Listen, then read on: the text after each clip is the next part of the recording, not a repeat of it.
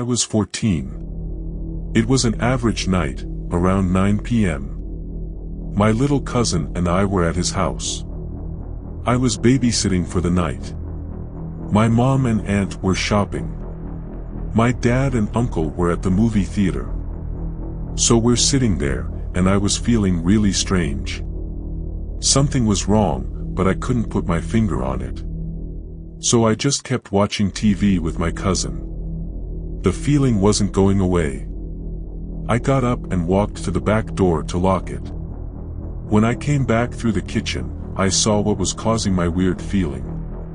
In the window, there was a very decrepit and homeless-looking man, just staring into the window, looking at my cousin. Protective mode turned on. I pretended like I didn't see the guy, and I told my little cousin that we needed to go upstairs because our parents would be home soon, and they wouldn't want him staying up late. So I went upstairs and put him to bed, knowing damn well that there was a man outside that wanted in. I was about 125 pounds and 5 feet 8 inches at the time, and I played football for my school. If I remember correctly, I went downstairs and straight into the kitchen and grabbed one of those meat tenderizing hammers, turned back to the window where I saw him before. Not there. Ran back to the front door and checked that it was locked. Both the deadbolt and the knob were locked. Ran back upstairs with my meat tenderizer, went into my cousin's room and sat down in front of the door. He asked me what I was doing, and I said that he didn't need to worry about it and that he should keep his head low. Called the cops and then my dad and uncle. Cops would take half an hour. My dad and uncle were 45 minutes away. Then I heard a window shatter and the sound of heavy boots walking around on the main floor. I told my cousin to stay calm, hide under the covers, and keep silent. I could hear the guy walking around downstairs. It was horrifying. I gripped that damn meat tenderizer and waited. About 5 minutes passed, and then I heard the boots walking upstairs. At this point, I was having a freaking heart attack. My cousin's door is no more than 10 feet from the stairs. I heard him opening the doors to my aunt and uncle's room, then the bathroom. He walked back downstairs, and I heard him open the door to the basement. 15 minutes later, the police showed up and burst into the house. Turned out the guy was a criminal, who had escaped from a prison 1 province away.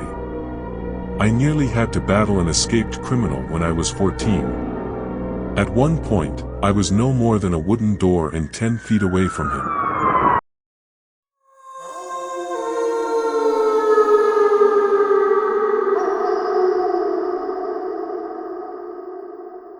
It was a quiet evening.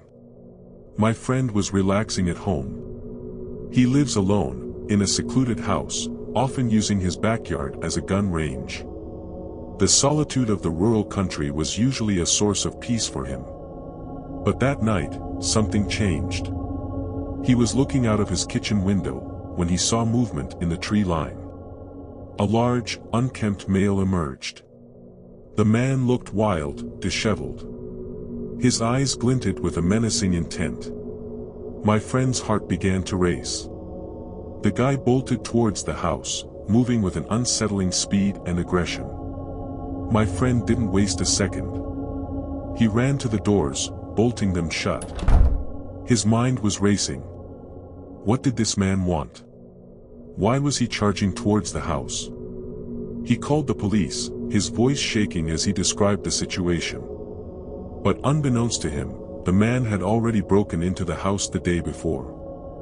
He had entered through a basement window, and squatted there overnight. The basement door, left unlocked. The man was now making his way up the stairs, towards my friend. My friend grabbed his house security gun, aimed it down the hallway. His hands trembling. He saw the man, looming in the shadows, coming closer. "Stop!" He yelled. "Stop or I'll shoot." The man didn't stop, didn't even slow down. The first round was rock salt. He fired. The man barely flinched, kept coming. The second round was a rubber bullet. He aimed for the chest. Fired. The man staggered, but continued his advance. His eyes wild, his expression crazed. Desperation set in. The third shot. He wasn't sure if it was buckshot or a slug, maybe even a rifle. He fired. A hole appeared in the man's chest. Blood poured out, but the man kept coming.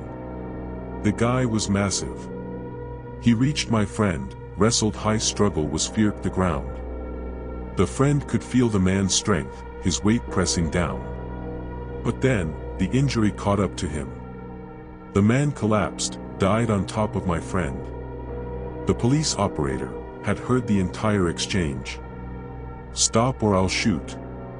Shoot me, mofo." It echoed in my friend's mind. The cops arrived shortly after. They pulled the man's body off my friend, started their investigation. It made the local papers. A criminal investigation was launched. Turns out, the intruder had escaped from a mental hospital in Baltimore a few days before. He had traveled 50-odd miles into the rural country, seeking refuge. My friend was eventually cleared. He had acted in self-defense. But the ordeal left him shaken. I haven't spoken to him directly, only his parents. But I can only imagine how messed up he must be, knowing that man had slept in his basement, at least for one night.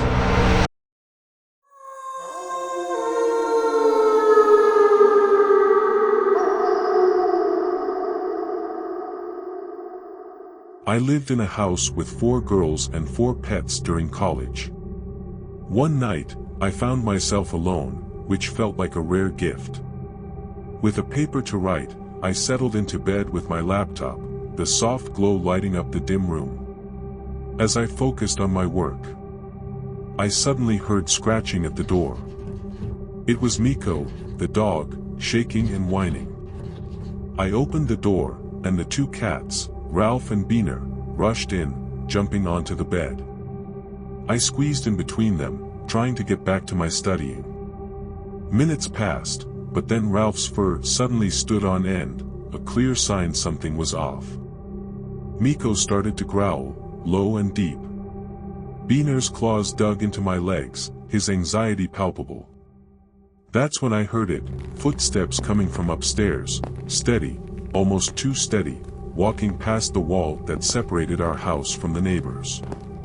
My heart raced, as Miko's growling intensified. The footsteps turned around, and suddenly, I heard them sprinting back toward us, followed by a door slamming shut. Panic shot through me, and I grabbed a baseball bat, my hands shaking, as I made my way upstairs. The house was silent, only the sound of my breathing, and the animals' nervous movements filled the air. Nobody was home but me and the pets.